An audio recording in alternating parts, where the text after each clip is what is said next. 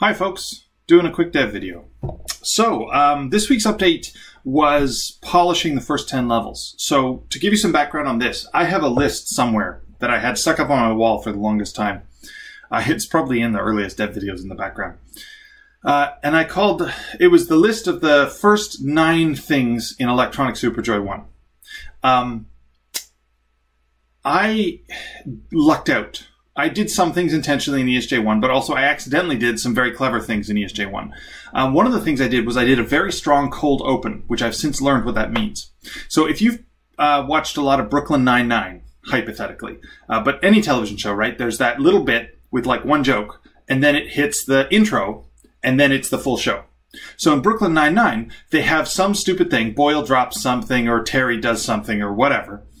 And it normally, if you watch it, like, 3 or 4 times out of 5, it ends with a scream. So it starts with like, hey, happy Turkey Day, or hey, I've got this funny story, and then someone says something, someone else says something a little louder, someone else says something a little louder, and then one of the characters goes, ah, and then it cuts to the intro. And then the intro has high energy music.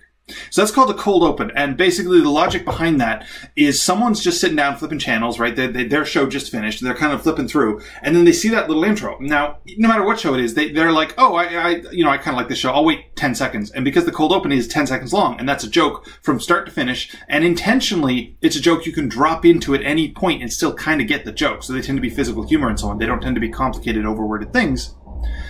And then their job is to get you up to enough energy that the intro music clicks with you. And you go, okay, I can watch this. Right? Because if you just got slammed with that music, it maybe wouldn't be as effective. So, this doesn't quite work the same way with games, obviously. But I basically, luckily, did a bunch of cold opening stuff. So, with ESJ1, your very, very first interaction with ESJ1, never played it before, never bought it, is you see a screenshot and you see, ooh, bright colors. Or you see the trailer and you see, ooh, bright colors plus cool music. And that's fair enough, right? Because, like, how much more can you really get out of a screenshot other than it looks pretty? And how much more can you get out of a trailer other than it sounds pretty and it looks pretty and, so on. And they also both clearly demonstrate it's a platformer, and a lot of the trailer stuff show it's a hard platformer. And then that was really effective for, hey, if you're really into simulation city building games, this isn't the game for you. Fair enough. You shouldn't play it. And that also filtered out and made a higher energy community because only people who wanted to play platformers actually saw the screenshots and saw the trailer and went to buy the game, which makes sense. But also, there's a lot of genres where that's not as clear, right? Like, I've made simulation and strategy games, and it's not as clear whether you're doing a lot of building or a lot of high action or whether it's slow or fast.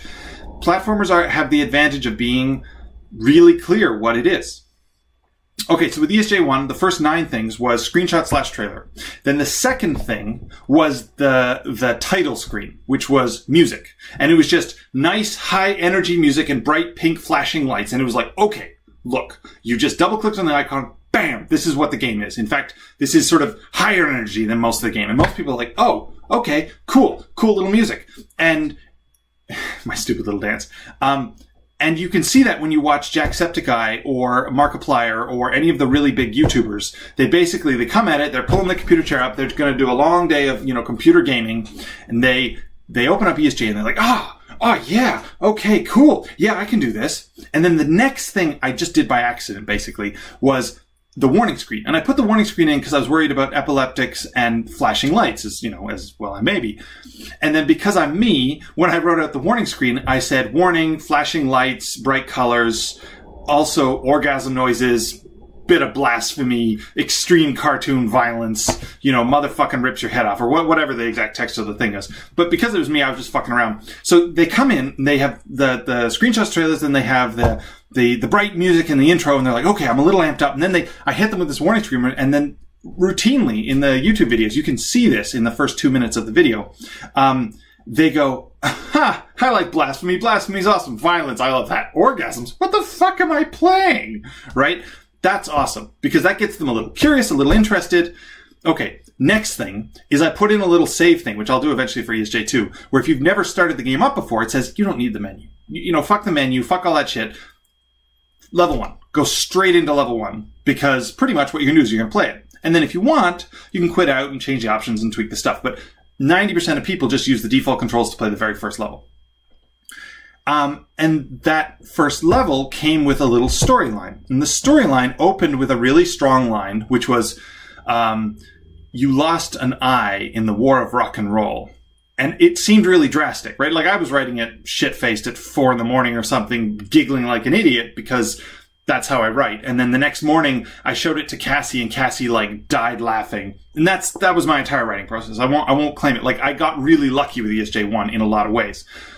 But it opened really strong. It said, you lost an eye. And so a lot of streamers look at the camera and go, what the fuck? I lost an eye? And then the next line is, you lost an arm in the war of something, DJ Deadly Skills. And then you lost both legs. And they're starting to be like, what the fuck? Like, I'm dead, right? Like, I just lost, what the fuck is this game? Am I playing a torso? And then you lost your entire butt to an evil wizard. And that's just such a, perfect elevator pitch accidentally. I was just making a joke to make Cassie laugh. But I lost my entire butt, oh no, to an evil wizard! And then normally at this point the streamer breaks down laughing. So already I've gotten them high energy, I've gotten them hooked, they know what they're in for, they know it's a platformer, and they know that the warning screen, so they kind of know that it's stupid and funny and has blasphemy and sexual content. And it's funny because the sexual content is just orgasms. It's almost PG. It's not quite, but it's not hot coffee mod or something. And the blasphemy is just that you kick the Pope's ass. It's not like I'm constantly saying God is dead or something, right? So I'm actually kind of building it up a little too much in the warning screen. All right, then there's the first level. And that actually was, I think, the weakest part of ESJ, the tutorial level. And then the next part, so I won't go into detail, but basically the next 5 levels, which are the second half of the first 9 things of ESJ, include the bright pink level, which is hey, this is what the game is. It's bright pink, it's super fast, it scrolls really hard. Cool. Then the black and white level, which had a real what the fuck, I can't see what. And then the level which Droken made, which the whole level, when the music hits a beat, the whole level goes chunk. And so that really demonstrated to the player, before they'd even really hit the difficulty curve, what the game was. And then, because basically I'm not trying to hook them. I'm not trying to addict them fakely. I'm just trying, fakely is not a word. I'm just trying to say this is what the game is. If you really like train simulation games, cool. I love train simulation games. But you don't want to be here. You want to go away. I'm trying to drive off everybody who wants a turn-based puzzle game or a super easy story exploration platformer. I'm trying to tell them to go away.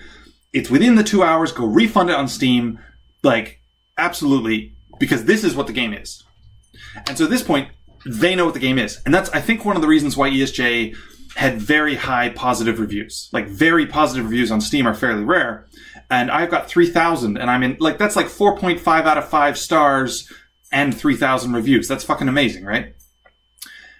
And it's mostly because everybody who doesn't like that shit left early, right? I got up on stage and I said, hey, everybody who doesn't like heavy metal had better leave. And then we delivered really hardcore heavy metal for 3 hours. And everybody who left had selected to stay, so they liked it.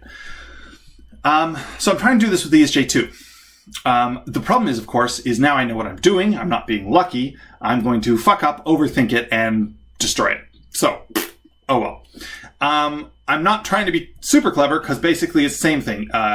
Screenshots and trailers and so on.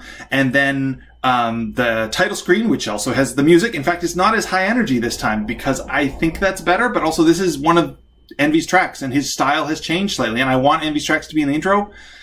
He hasn't really done me one that's just 30 seconds of punch you in the face. Yeah, and then the warning screen, which isn't in yet, but it will be. Then the storyline, which I hope is equally punchy, but honestly, it's not as punchy as the first one. But where I think the game is doing better is level 1 is shinier. I like the tutorial. It's a lot tighter. The first couple of levels, as you'll see when you play through the first 10, have a lot more what the fuck moments. Not too much to detract from the game, but at one point, you're first person. And you're running through and you're like, what the fuck? And then you hit the level and go back to the platform and nobody talks about it. And I love that. I fucking love that. Now, also within the first world, there's the 3D world, which I have, 3D level, which I haven't polished yet. So you folks will see when I really actually make it shiny that it will be nice. Right now it's kind of janky. It's just there to show the possibilities. And then I think I'm going to add one more mini game. Technically, that's the next goal on the Patreon. And we are almost at 600, but then I dropped a tier, which was my own stupid fault. So now it's dropped to like 550. But basically, the mini game will probably come in. I'll probably leave a gap for it, and then it'll come in later. But the idea is it's like a vehicle hover car thing. And it'll also look like ESJ and heavy ESJ music and be interesting, and it'll be, fun. So the 3D levels, the first-person levels, and the minigame hover car levels are all like severe, like, what the fuck? Holy shit, what is this? I thought I was playing a platformer, like a little bit, hey, I'm subverting your expectations, and I'm doing it because I like making minigames. And then also we'll have all the normal stuff, which is like, hey, the Pope's gone insane. Well, okay, in this case, it's Santa Claus has gone evil and he wants to fuck your mom, or whatever the storyline is. And, he sent you coal, exploding coal, and he shoved it up your stocking, and we'll ignore what that means, and so on. And we'll have black and white levels and camera twisting levels and so on. So pretty much, I also have to market to you folks who are the fans of the first game. And so I want to design the game for you people, because basically the first game did really well, and I'm super happy about that. But this one, I actually live super cheap right now, and I've paid off my debt, which is amazing, let me tell you. So actually, this game really needs to make like a 10th of the money. And I'm okay. Like, if it makes more, that's wonderful. If it makes billions, I'll start charities and shit. But if it makes $10,000, that will pay for the year working on it, because really, that'll be awesome. So I'm free to do stuff like make the game for people who've played ESJ. So World 2 is basically excellently playing with all of the cool stuff that you already know and like, but also some new stuff like the air sword and various abilities. And World 3 is going to be really, really hard. So it's for the people who really like the frustration and the insanity. And World 1 has a lot of that, hey, it's party time, and guess what? I don't fucking follow the rules. Here's random shit that I like that I think is awesome. Basically the rule isn't, it has to be a platformer, it has to fit inside the box. The rule is, do I think this is fucking awesome? Cool, put it in. So, it's ESJ for people who've played and liked ESJ. And then so basically the polishing, a lot of it's already there, right? Like the level exists, and a lot of the levels already are reasonably polished. But this is me going in with the spreadsheet, checking all the boxes. Oh, there's no coins in this level? Cool. Put a secret in. There always has to be coins in the level, so put a secret with coins in it. Oh, the music is like not quite a final choice, but the other stuff is good? Great. Like, sit down, spend 5 hours listening to music, make a final choice, etc. Like, basically, check, 100% done. Now, that works for the individual levels. What it doesn't work for is the whole flow. Because, of course, when you're reasonably good at platformers, you're going to go through the first 10 levels inside 10 minutes. Maybe 15 minutes. And that whole experience is going to have a flow. And that's what the game's really been missing up until now, because they've been kind of disjointed random levels that are just put next to each other.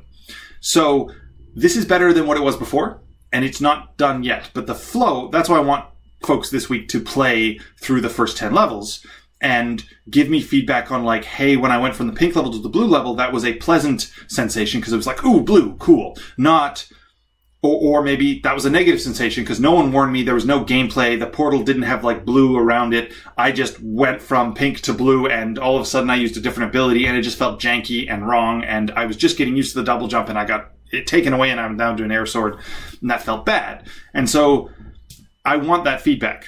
And I'm doing it myself. I'm playing through it myself, and I force my girlfriend to play through it, and so on.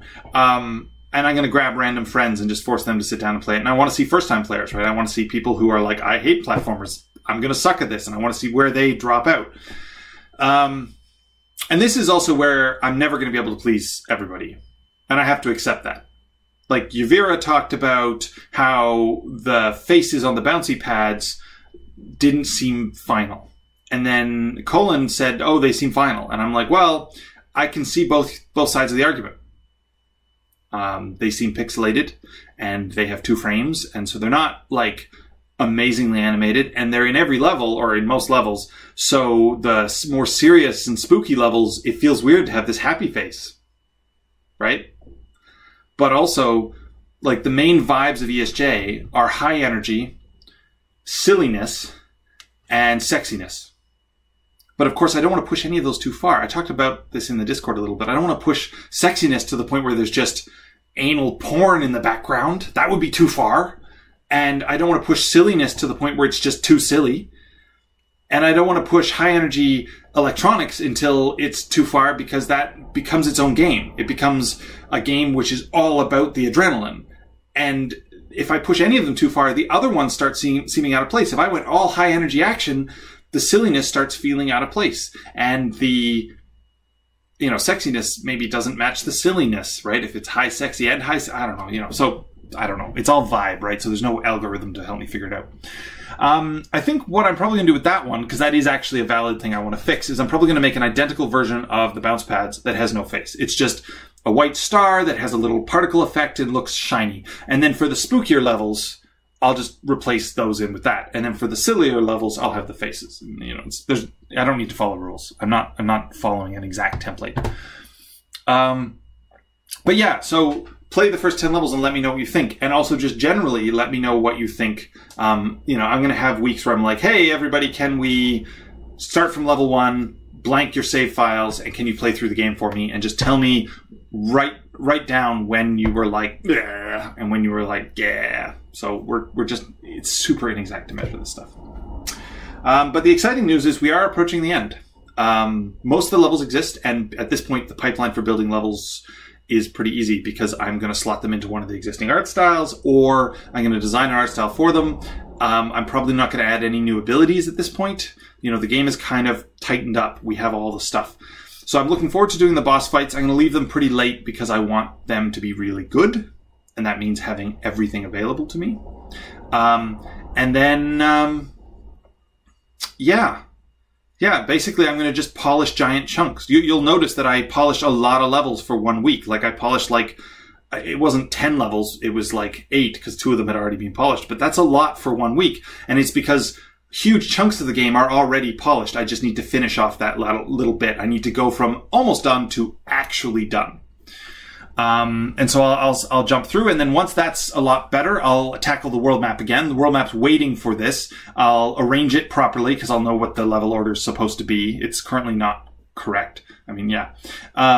And I'll be able to know what colors the levels are actually going to be, and they're going to be done. I'm going to be like, oh, this level is what it is already. So I'll be able to start doing cool level icons, which instead of the placeholder stuff. And, yeah, once the world map starts really being polished and the levels start really being polished, then the game is pretty close to being done. There'll be a little bit over the winter where I, work on, the bugs and just like being like, okay, hang on, this is shitty, that's shitty. Unfortunately, and I hate saying this, I'm going to have to redo the menu system again. I hate menus. I'm going to steal the menu from Future Grind because I really like Future Grind's menu. I mean, I also like Future Grind, but the menus are awesome. And I'm going to dump fucking support for mouse because mouse has been a nightmare. So it's, you use the keyboard to navigate the menu or use the controller because the mouse is just so fucking hard to support. I don't know. Yell at me in the comments if you really love using the mouse. I'm a mouse guy, but just it's so hard to support a mouse and keyboard and half a dozen controllers. And it all works in game, and it works for a first-person shooter, and it works to enter text, and it works to navigate menus quickly, and you need to be able to, like, well, in the game, go into the options menu, and then probably without getting up and switching to the keyboard and mouse, because you were using an Xbox controller, change your keys and change all your options, and then jump right back into the game. And so in order for it all to be fluid, I don't want you moving your hands from different devices. I want you to be able to go into the options menu with your Xbox controller, change things, and go back. But to also make a mouse menu that does... There's just all these little edge cases, right? There's like, oh, when you press left from this button, where does it go to? Because it doesn't line up with the other things, because it's some little sub-window. Anyway, so I'm going to probably switch to Future Grind stuff.